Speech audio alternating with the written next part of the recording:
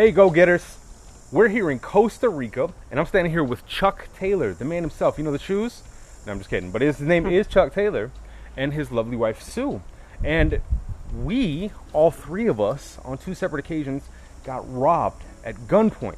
No, it wasn't a gunpoint. No, the point of this video here is we kind of both put ourselves in a funny situation, and we were a little lighter when we left than when we came in. And by that, I mean some of our stuff got taken from us. So in my particular case, it was a camera. We'll go over that. You guys can check out one of the links up below that will bring you to that video where I'll explain that a little bit more. But in this particular case, these two guys were, well, take it away, Chuck.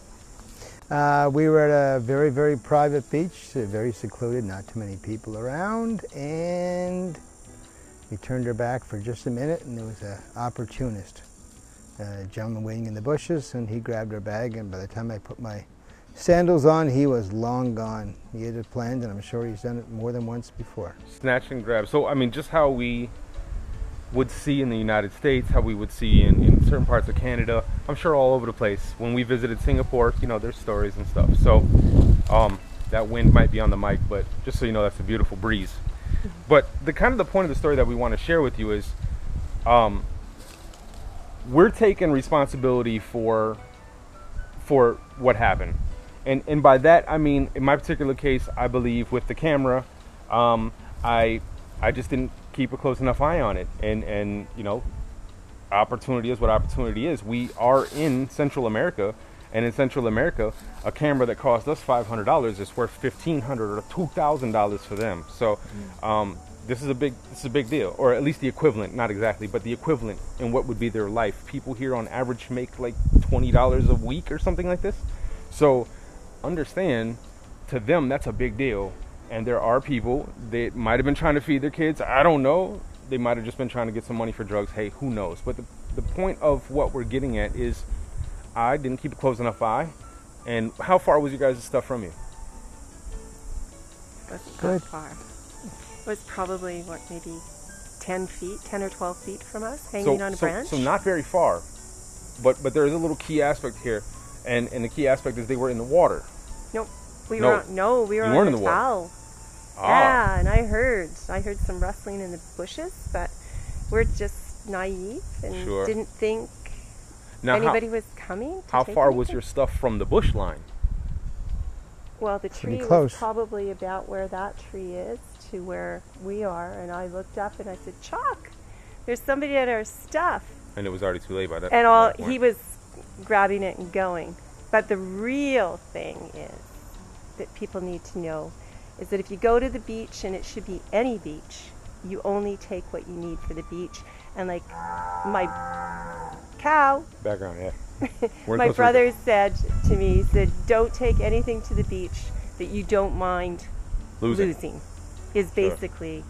And that day I heard that little voice that says, "You don't need to take that stuff," and I didn't listen. So we set ourselves up. We did. We set ourselves up.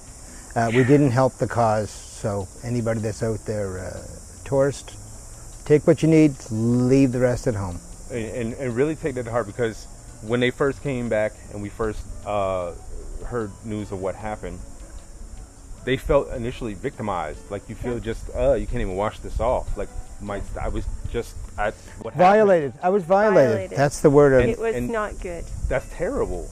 Yeah. But if you hear what Chuck just said, even through all that, like he said, this could have been prevented on his behalf. He knows this. You don't sit there and kick yourself all day for it. There's no point in an argument about it or whatever. You just have to understand that if you're not careful, there's a real good chance your stuff is going to grow legs and run off. Mm-hmm. It just is what it is. So, real quick, what did you guys have in there? Credit cards, driver's license, our cell phone, which is really near and dear because that really had photos, connections, for 2 months, all that kind of stuff. 2 months. All the pictures that we had taken over the 2 months. And a few dollars of them. Yeah, the dollars that's not big, right? You know, some sunscreen. Sure, that can be replaced. But the interesting thing is we had 2 bags. And the first bag, which is mine, had Canadian on it, and it was before the actual knapsack. And they knew which bag to get, so they had been watching for a little bit. They had been watching us. because they saw me taking pictures with the cell phone, and then they had gone and taken the correct bag. All the signs were there. We just didn't pick up on them until it was too late. And just, you know, for reference here, they're not naive fools. You guys have to understand, there's people that run up and snatch and grab in the United States of America, in Australia, in France, Switzerland. It doesn't matter where you're at. Stuff happens.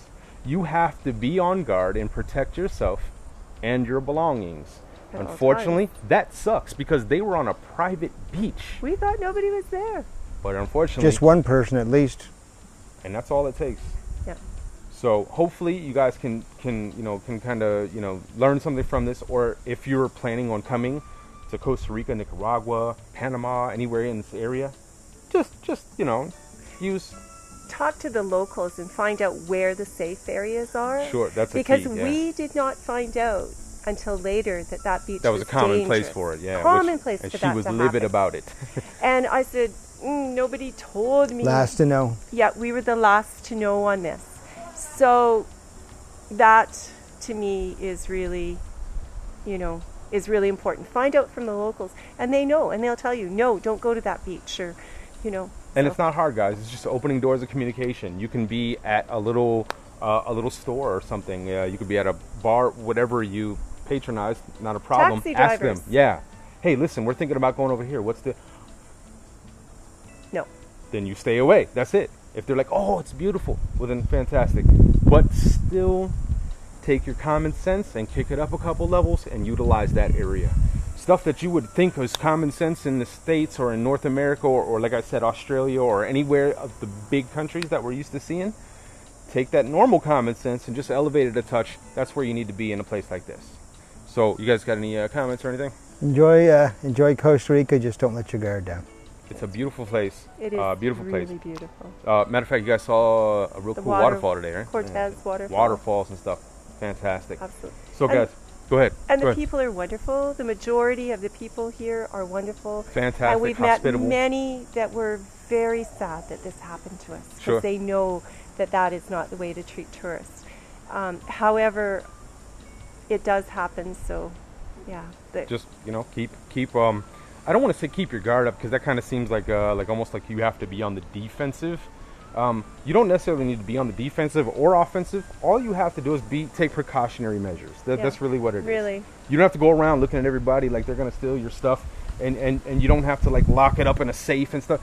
Just, like I said, keep it close by. I walk around with the camera that we're filming on right now, and we walk through the barrios. Mm-hmm. And when I'm not filming with it, it's right underneath my arm.